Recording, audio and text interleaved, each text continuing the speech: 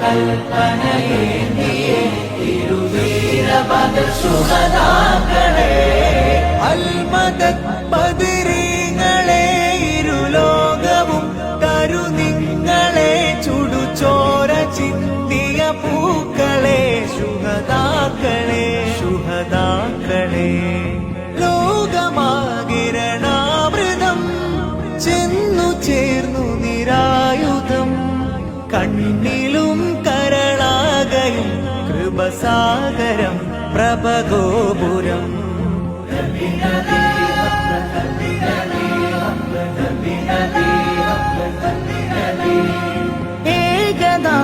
ഏകനാമനദൈക്യവും